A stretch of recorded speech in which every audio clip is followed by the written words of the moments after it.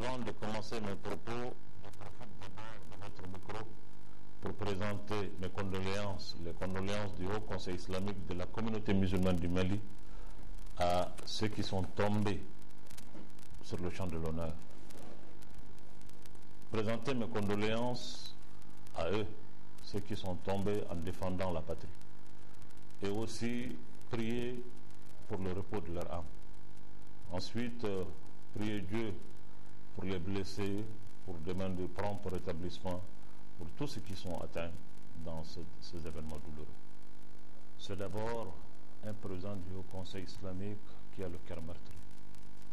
Meurtri de voir ce grand pays dans cette situation aujourd'hui. Mais, je dis bien mais, parce que je suis un homme croyant, je sais que la volonté de bon Dieu, c'est une volonté qui sera faite, on n'y peut rien. On prend ça avec beaucoup de philosophie et beaucoup de confiance en Dieu et en nous-mêmes. Si je dois aujourd'hui lancer un appel, c'est un appel d'abord, un sursaut national, un appel vers l'unité, un appel vers le dépassement de soi, un appel vers le pardon. Nous sommes un grand peuple, nous sommes une grande nation qui a fait des empires, une nation qui a fait des nations, qui a créé une civilisation à travers des siècles. On peut tanguer, mais on ne chèvrera jamais, Inch'Allah. C'est ma conviction. Je pense que le Mali et les Maliens peuvent dépasser ce cap, Inch'Allah. Maintenant, ce que j'ai encore une fois comme appel, c'est de demander à tout un chacun, de prier le bon Dieu. Demain, ce sera un vendredi saint. Je voudrais profiter de votre micro pour m'adresser à tous les imams, à tous les chefs religieux, à tous les fidèles, de nous repentir, de revenir vers Dieu. Car cette situation, seul le bon Dieu peut nous donner la force, l'intelligence pour sortir de cette situation. Je m'adresse à tous nos compatriotes, particulièrement ceux du Nord, qu'ils sachent que nous sommes de cœur avec eux, que nous ne pouvons jamais nous être heureux quand eux, ils sont dans cette situation. Nous pensons à eux nuit et jour. Nos prières les accompagnent. Nous sommes de cœur avec eux là où ils sont. Je sais que le Mali, du nord de Caille jusqu'à Kidal, personne ne peut être heureux tant que le Mali est dans cette situation. Les événements qui sont survenus dans ces quelques jours sont des événements regrettables, mais condamnables quand même. Condamnables.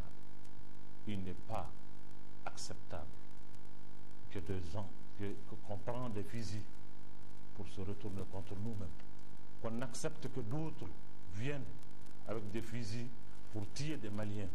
Ça, c'est des situations qu'il faut condamner, parce que c'est condamnable. Quand il faut condamner, il faut condamner.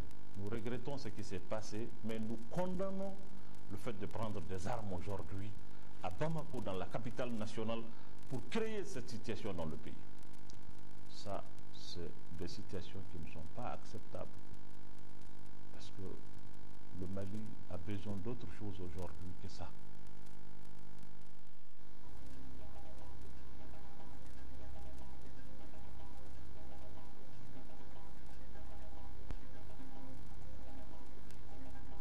Mai 2012. Si les confrères sont restés muets sur l'événement, c'est surtout compte tenu de la situation qui prévalait dans la capitale. Et justement, à ce sujet, depuis la déclaration du Premier ministre à la télévision nationale, la vie a repris son cours normal. Les fonctionnaires de l'État sur place travaillent normalement, comme quelques clients ici au niveau des banques. Je suis venu faire des opérations, le travail a bien et bien repris. J'ai un compte ici, je viens faire un retrait. Alors, ça se passe très bien, oui. À part qu'il y avait un peu de monde. Suite à la déclaration de le Premier ministre, qui a demandé de reprendre les activités, comme vous l'avez constaté en venant ici, donc nous sommes là, on a repris le travail, petit à petit, les choses avancent.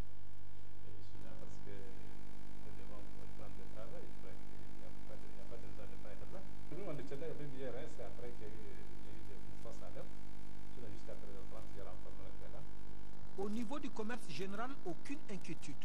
Dans les stations d'essence, l'approvisionnement en carburant se fait sans difficulté, tout comme dans les cyber. Le travail a repris, tout le monde est là actuellement. C'est tranquille, donc j'aimerais que ce soit une continuité et que vraiment ce qu'on a vu la fois passée soit vraiment un rêve pour nous. Le travail a repris, hein? Oui, ça a été repris. En tout cas, je suis très contente. L'activité continue et tout va bien. Que ce soit le marché, que ce soit les services, tout le monde a repris et tout se passe bien. Cependant, grandes sont les attentes des populations, ça et là. Que tous les Maliens puissent se donner la main à l'unisson, bâtissons le Mali ensemble. Que les gens arrêtent d'écouter des fausses informations, que l'opinion internationale vienne pour s'acquérir de tout ce qui se passe ici. On ne veut pas que le Mali soit comme, je prends par exemple sur le cas de la Côte d'Ivoire et d'autres pays. Parce que le Mali, il y a le Sinamouya, bon, il y a le Djatia. Bon, venez, on va manger ensemble. Moi, je crois que c'est tout ça, c'est au Mali. Hein. Et puis, bon, le Mali, c'est un terre d'accueil aussi. Donc, moi, j'aimerais vraiment que le Mali soit comme elle était avant. Il faut l'inquiétude. Il faut vraiment l'inquiétude parce qu'on ne peut pas rester constamment sur le qui-vive. Donc, on sait purement qu'il y a l'inquiétude.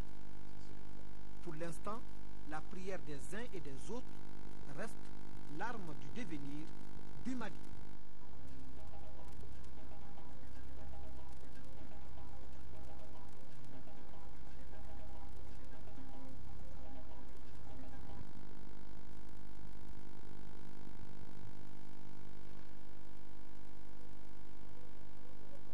C'est de l'inquiétude, c'est la désinformation, la non-prise de position sereine de la politique envers la population, envers la situation actuelle.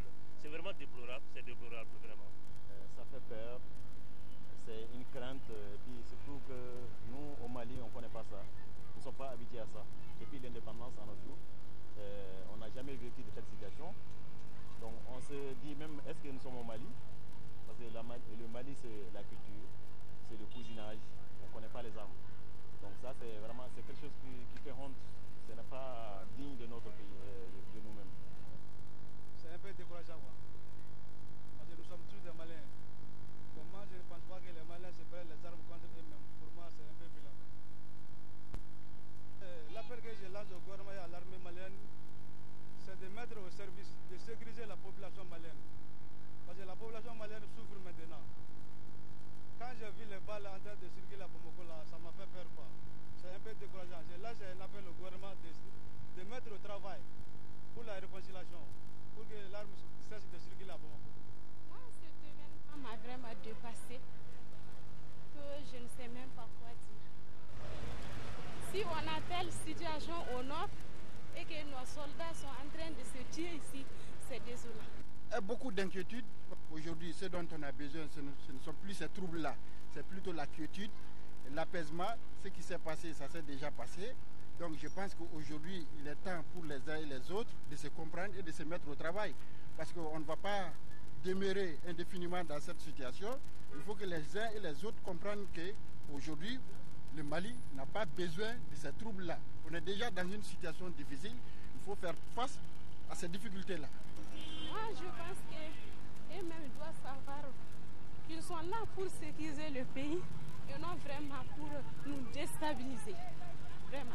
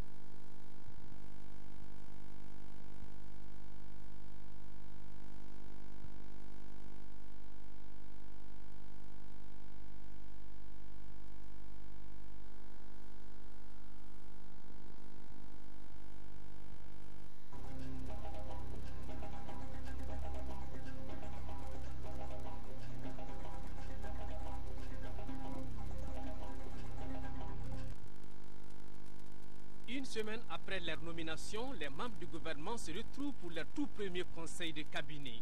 Une rencontre au cours de laquelle les membres de la nouvelle équipe gouvernementale ont échangé poignées de main et accolades. Une façon de se souhaiter mutuellement bonne chance pour ces nouvelles fonctions. Et c'est dans cette ambiance que le chef du gouvernement, Dr Cheikh Modibo Diarra, a fait son entrée dans la salle. Avec un tour de table, chaque ministre s'est exprimé. Tous les ministres ont pris l'engagement de travailler pour le pays, pour le Mali, et d'atteindre les objectifs que le Premier ministre les a fixés. Au cours de cette rencontre, le Conseil a également évoqué la situation au nord de notre pays et l'organisation des élections à venir. Le Premier ministre a réuni son gouvernement aujourd'hui pour rappeler au gouvernement qu'il a choisi, dans les conditions difficiles que vous savez, les objectifs fixés à son équipe dans cette situation si particulière de notre pays. Essentiellement la question du Nord et la préparation d'élections transparentes, justes et démocratiques. Le chemin est donc désormais bien balisé pour s'attaquer aux dossiers brûlants qui attendent.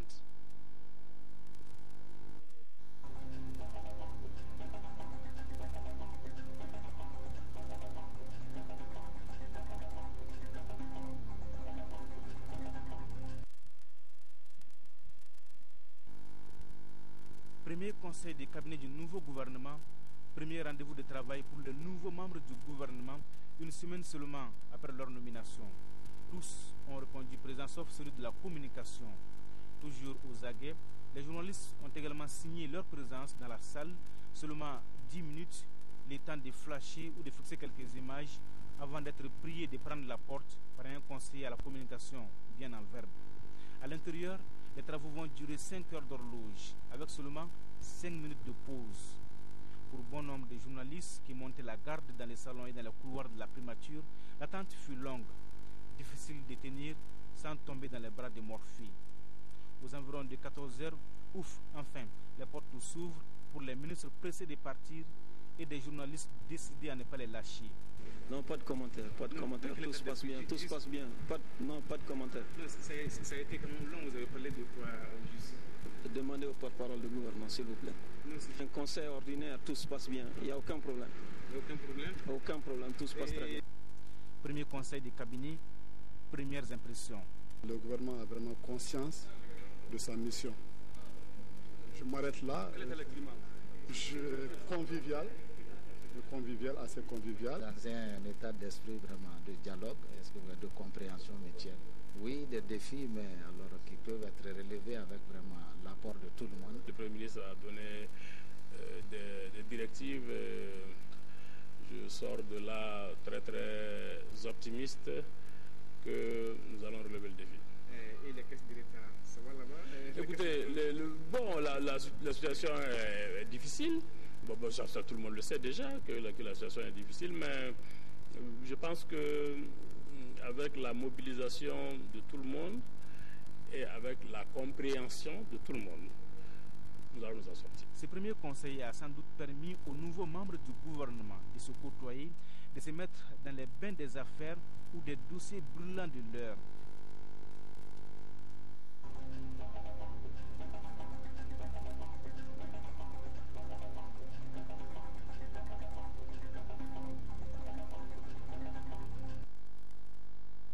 Cette donation humanitaire au service de santé des armées et de la protection civile de Mopti est composée de produits pharmaceutiques, de lits d'hospitalisation et de matériel d'abri provisoire, plus des couvertures.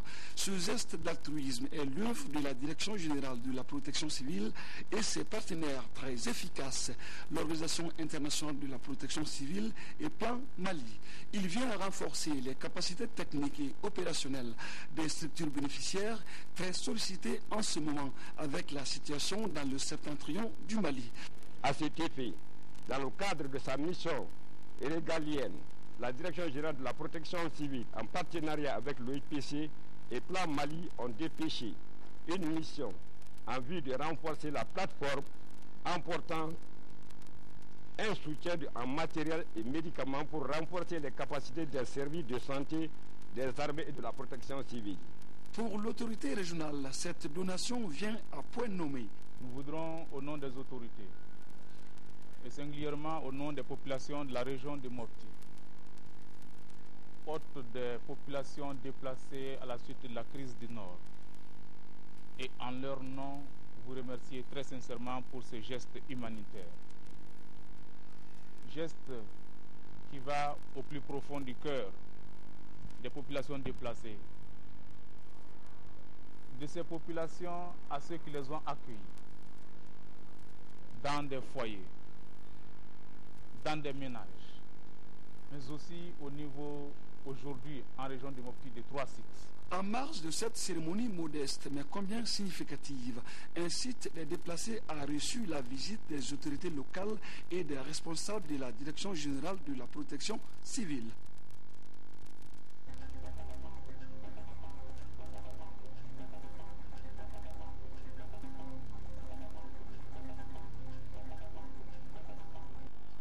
Point culminant de la campagne présidentielle, 18 millions de Français ont regardé mercredi soir le débat télévisé qui a opposé les deux finalistes du premier tour, François Hollande et Nicolas Sarkozy. Un débat où chacun a pu mettre en avant sa vision et ses priorités, un face-à-face de 3 heures, souvent tendu, dominé par les questions économiques, dette, déficit et fiscalité. Le premier budget du pays, c'est celui des intérêts de la dette. Eh bien, cette dette publique, elle est née à la fois de vos largesses fiscales pour les plus favorisés et en même temps de cette incapacité qui a été la vôtre de maîtriser la dépense publique. Chacun y est allé de sa différence, plus de redistribution fiscale pour le candidat socialiste, plus de compétitivité économique pour le président sortant. Il y a une différence entre nous. Vous voulez moins de riches, moi je veux moins de pauvres. Et il y a à la fois plus de pauvres et des riches plus riches. Ce n'est pas exact. Si, c'est vrai. Et ce n'est pas une plaisanterie. Et ce n'est pas une plaisanterie, c'est là une réalité. La France est en Europe et dans un monde ouvert. Qu'est-ce que vous voulez, monsieur Hollande? Que tout le monde s'en aille? Que plus personne ne puisse payer des impôts ici? Sur l'école, Nicolas Sarkozy veut des enseignants plus présents et mieux payés. François Hollande veut créer 60 000 postes supplémentaires.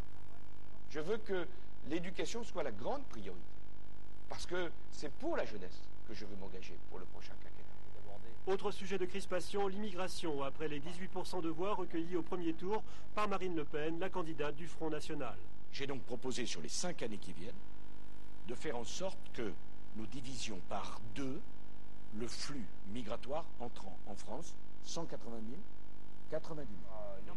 Un débat rude, sans vainqueur ni vaincu, même si François Hollande n'a rien lâché et s'est montré plus pugnace que certains ne le pensaient.